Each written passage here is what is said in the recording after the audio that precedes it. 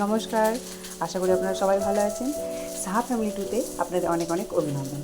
এই দেখুন আমি মাছ ভাজা করছি। মাছ ভাজা হয়েই গেছে, এখন মাছ ভাজছি। ওইদিকে মিঠি এখনও পড়ছে। এখন বাজে হচ্ছে 12টা, এখনও ওর পড়াশোনা চলছে হচ্ছে এই কারণে যে ওর কয়েকদিন থেকে টিউশন থেকে অবজেকশান আসছে। আর বেশ দু একদিন তো বকাবকি করেছি, বকা দিয়েছি। আর গতকালকে যখন আমি সৎসঙ্গ থেকে আসি তখন দেখছি বসে বসে ঘরের মধ্যে কাঁদছে। তো 6টা থেকে 8টা অবধি টিউশন পড়েছিল, তো পড়া পারেনি, তাই এসে আমার ভয় কাঁদছে যে মা বকবে নাকি, তাই বলে অনেকক্ষণ ধরে প্রায় 1 ঘন্টার মতো কেঁদেছিল। আমি গেছিলাম সৎসঙ্গে, আমি তো ছিলাম না।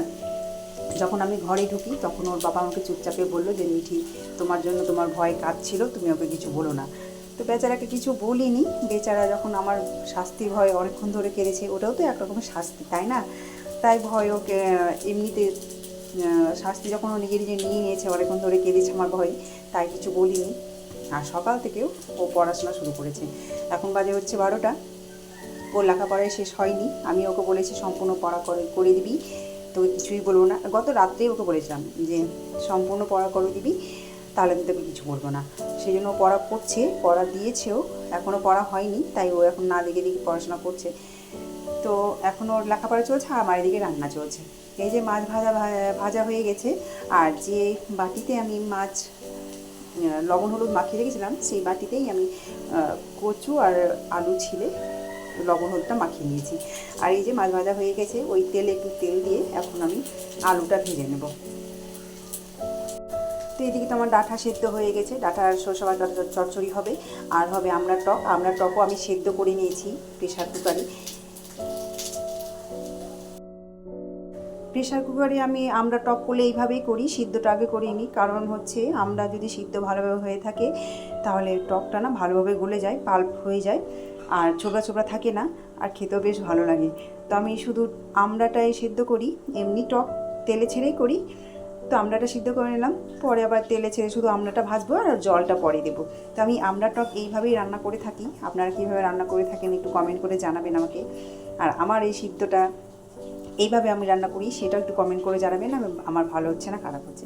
তো এইদিকে আমার আলু আর কচু তেলে ভাজা হয়ে গেছে, মশলাও দিয়ে দিলাম। টমেটোটা আমি গ্রেট করে নিয়েছিলাম, তো এই যে দেখুন গ্রেট করতে করতে একটুখানি থেকে গেছে। তো ওই টমেটোটা একটু যেটা থেকে গেছে সেটাতে আমি মশলার সঙ্গে দিয়ে দিলাম, গলে যাবে। তো যাই হোক, আমার এইদিকে লবণ হলুদ দিয়ে মশলা কষাচ্ছি আলু দিয়ে, আলু আর কচু তো তাতে সেদ্ধ হয়েই যাবে, আলুটা একটু সেদ্ধ হতে দেরি হবে। তাই ভাবছি যখন মশলা কষানো হয়ে যাবে তো কচুগুলো তুলে নেব। কারণ জলে যদি দিই তাহলে তো ঝোলেও সেদ্ধ হয়ে হালুয়া হয়ে যাবে।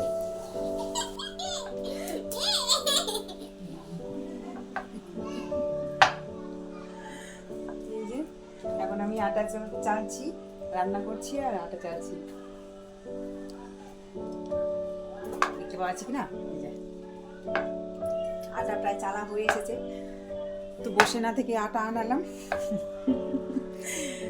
আর আটা চালছি। এখন যাবো ওই ঘরে, মাছ ছেড়ে এসেছি ঝোলের মধ্যে। এই যে রান্না চলছে, এখন মাছটা ছাড়লাম, বাকি যেটি আটা চালতে আছে সেটি ছেড়ে নেবো, দিয়ে জায়গাটা পরিষ্কার করে নেবো। তার মধ্যে আমার মাছের ঝোলটাও হয়ে যাবে, আটা চালাও হয়ে যাবে। এইভাবে কাজ করি। আর মিঠি তো এখন লেখাপড়া করে স্নান করলো, স্নান করে এখনও জল খাবার খেলো। ও যদি 1:45টায় জল খাবার খায় তো ভাতটা কখন খাবে বলবো? তো আমার রান্না তো প্রায় হয়ে এসেছে। এই মাছের ঝোলটা নামিয়ে ডাঁটা চচ্চড়িটা করবো আর আমের টক করবো, আমড়ার টক করবো। হাতটা ধুয়ে নিই।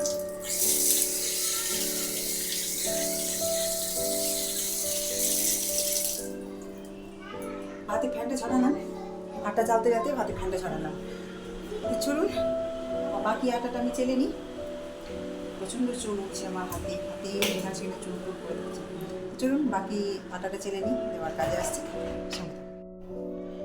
এইদিকে মিঠি ওর লেখাপড়া করে স্নান করে জলখাবার খেয়ে ও গানে বসেছে। গানটা ইদানিং একটু ভুলভাল হচ্ছে এই কারণে, বেশ কিছুদিন পরীক্ষা চললো, সেই জন্য মন দিয়ে গানটাও বাড়িতে রেওয়াজ করতে বসতে পারছিল না, সেই জন্য এখন গান করছে। আর এইদিকে রান্না আমার হয়ে গেছে। এই দেখুন, এই যে আমড়ার টক আর ওই যে ডাঁটার চচ্চড়ি হয়েছে, এদিকে মাছের ঝোল, এই যে কচু দিয়ে আর আলু দিয়ে মাছের ঝোল, এই হচ্ছে রান্না। আর এদিকে ভাত হয়ে গেছে, এই যে ভাত। তো আমার এদিকে রান্না হয়ে গেল। আর তারপরে মিঠির এদিকে গানও প্রায় হয়ে এসেছে, দিয়ে ধোয়া মাজা করবো, গ্যাসটাও ধোবো। গ্যাসের জায়গা ভালোভাবে পরিষ্কার না করলে ইঁদুরের উৎপাতটা একটু বেড়েছে দেখছি। ছোটো ছোটো ইঁদুর যখন তখন আলু খেয়ে নিচ্ছে। ইঁদুর যার যার বাড়িতে সে ইঁদুরের জ্বালা ভালোই বোঝে। তো আমার রান্না কমপ্লিট হলো। এদিকে এই যে গ্যাস মোছার জন্য আমি একটু সার্ফ জল দিয়ে ভিজে রেখেছি। জল দিয়ে ভিজে রাখলে সার্ফ কী বলুন তো গলে যায় আর বেশ পরিষ্কার করতেও সুবিধে হয়। তো যাই হোক, এই দেখুন আমার গ্যাস ধোয়া মাজা হয়ে গেছে, পরিষ্কার পরিচ্ছন্ন। আর এই যে টাইলসের গোড়ায় যে রান্না করার সময় তেল হলুদ সব ছিটে পড়ে, রান্নার ঝোলগুলো ছিটে পড়ে, সেগুলোও পরিষ্কার করে দিই। আমি প্রত্যেকটা দিনই এইভাবে পরিষ্কার করি। ঝকঝকে আর তকতকিতে দেখতে সবার ভালো লাগে, পরিষ্কার পরিচ্ছন্ন সবারই ভালো লাগে। তো এই দেখুন। আর এইদিকে গ্যাসের উনানও মুছে উপর করে দিয়েছি, আর প্রেশার কুকারও মেজে উপর করে দিয়েছি। তো শুকনো জিনিস ব্যবহার করতে ভালো লাগে। তো উনানটাও শুকনো হয়ে গেলে তারপরে গ্যাসের উপরে চাপিয়ে দেবো। তো এদিকে খাবার বাড়তে শুরু করেছি। আজকে অনেক দিন পর একটা ব্লগ ছাড়লাম। তো যাই হোক, অনেকদিন পরই হলো। ভিউজ না হলে মনটা একটু খারাপ হয়, সেই জন্য কয়েকদিন থেকে ছাড়িনি, শুধু রিলস ছাড়ছি। তো এদিকে পাতে পাতে ভাত দিয়ে দিচ্ছি। আমি সৌভিক মিঠি তিনজনেই এখন খেতে বসবো। তো এই যে পাতে পাতে ভাত দিলাম, সৌভিকে দিয়ে দিলাম মিঠি, আর বাকি হাঁড়িতে যেটুকু থাকে সেটুকু আমি দিই। আমরা 3 মায়ের ছেলে একসাথে খেতে বসি। আর সৌভিক স্কুল গেলে, মিঠি স্কুল গেলে, মিঠিকে স্কুল থেকে নিয়ে এসে তারপরে খাই। একরকম বলতে গেলে 2টো পার হয়ে যায় খেতে, ওই 3টের কাছাকাছি। তো যাই হোক, এদিকে ওদের খেতে দিয়ে দিলাম আর আমিও বসে পড়বো।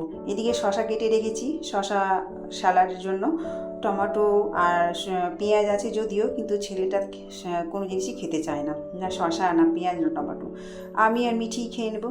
এদিকে ডাঁটার চচ্চড়িও পাতে দিয়ে দিলাম, আর এই যে আমরা টক করেছিলাম সেটাও দিলাম। তো ব্লগটা আমি এখানে শেষ করলাম। আপনারা ভালো থাকবেন, সুস্থ থাকবেন। আজকের মতো টাটা।